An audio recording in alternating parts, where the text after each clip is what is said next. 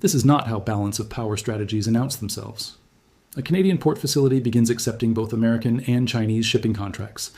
Arctic navigation permits get issued to vessels from competing blocs.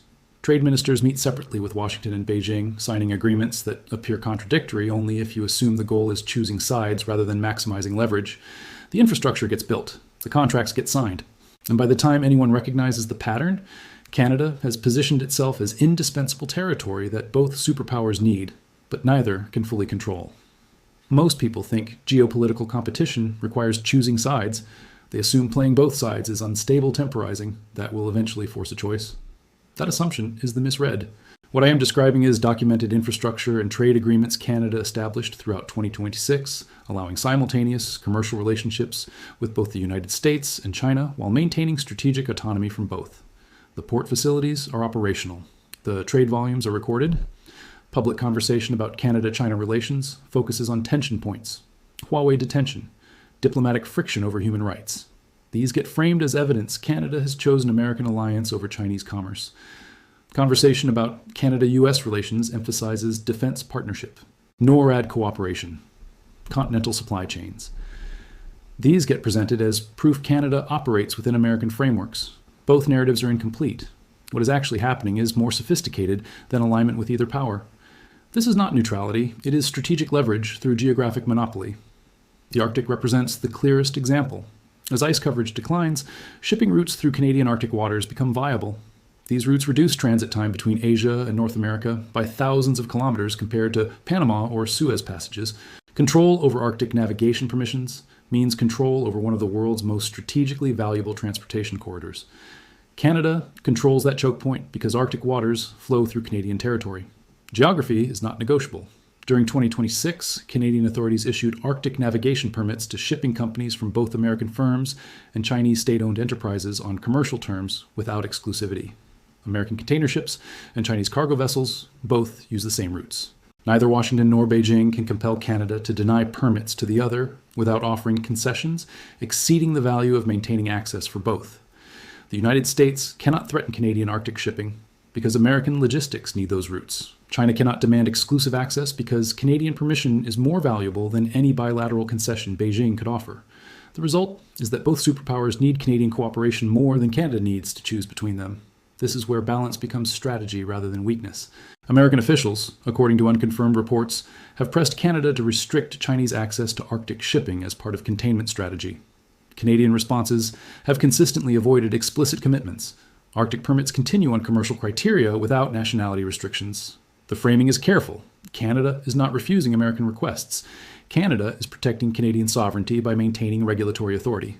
The outcome preserves Chinese access, but the justification is Canadian interest.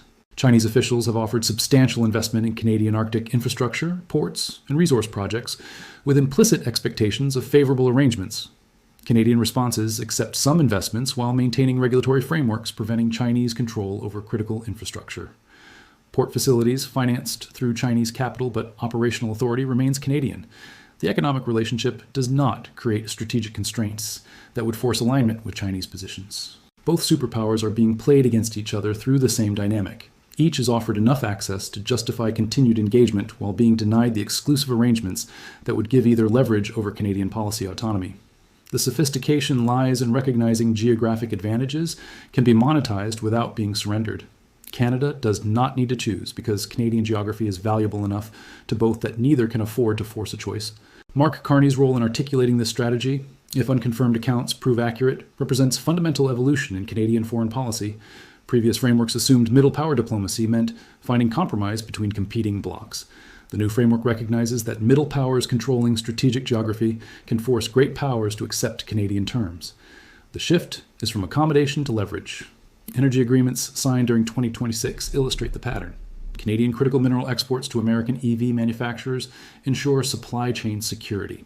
Simultaneously, Canadian companies maintain contracts with Chinese battery manufacturers providing minerals. Chinese domestic sources cannot supply at comparable quality. American officials wanted exclusive arrangements preventing Chinese access. Chinese officials wanted guaranteed volumes insulated from American pressure. Canada provided neither. Canadian regulatory frameworks maintain authority to approve all export contracts, while ensuring neither destination receives volumes sufficient to dominate production. American manufacturers get enough Canadian minerals to avoid complete Chinese dependency. Hainese manufacturers get enough to avoid complete Australian dependency. Neither gets enough to stop competing for Canadian favor. Both pay premium prices because alternatives are worse.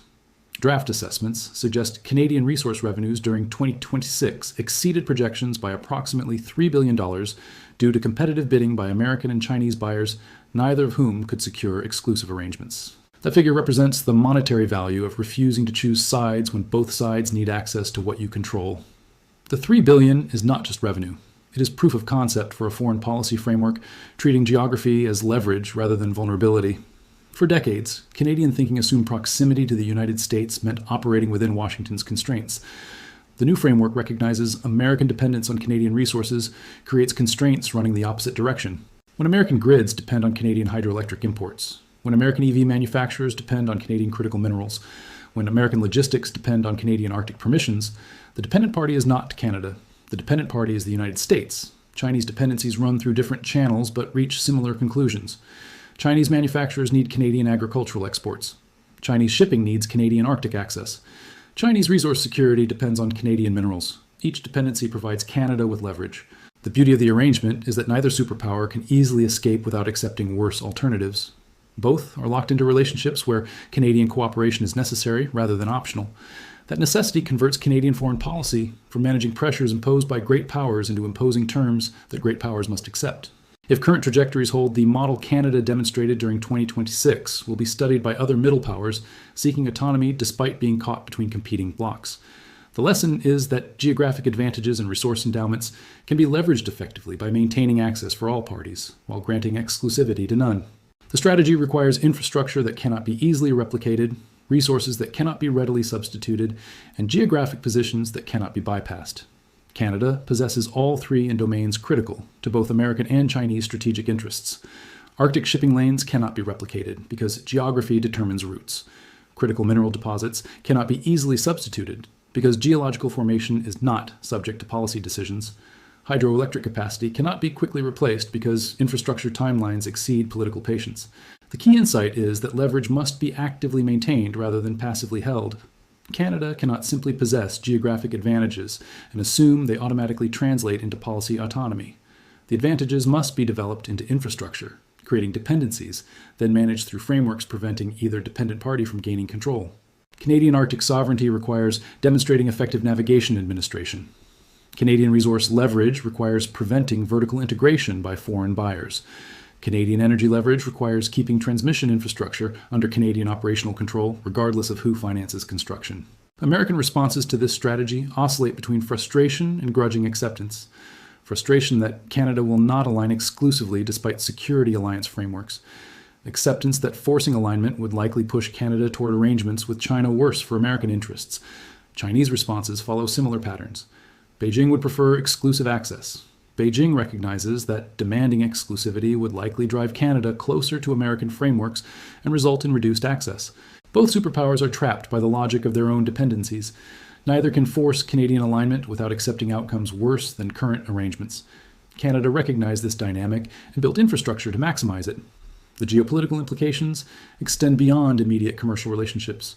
What Canada has demonstrated is that middle powers can maintain strategic autonomy during great power competition if they control infrastructure both sides need, but neither can independently replicate or bypass.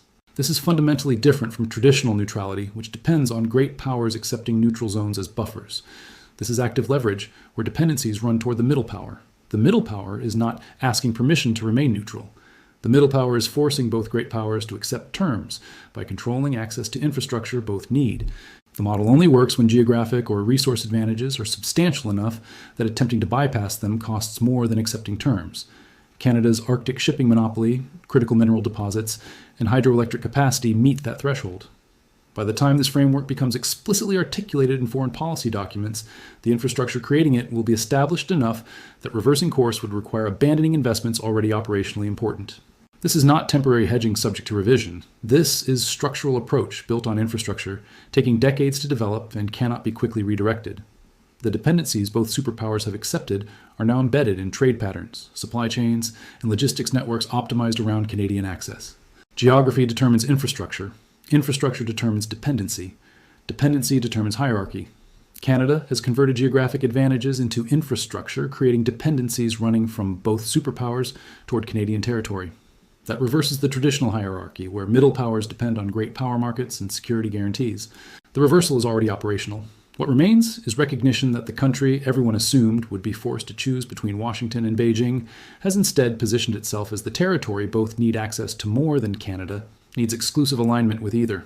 This is how middle powers gain leverage. This is how geography becomes strategy. And this is how a country of 40 million people makes superpowers accept its terms.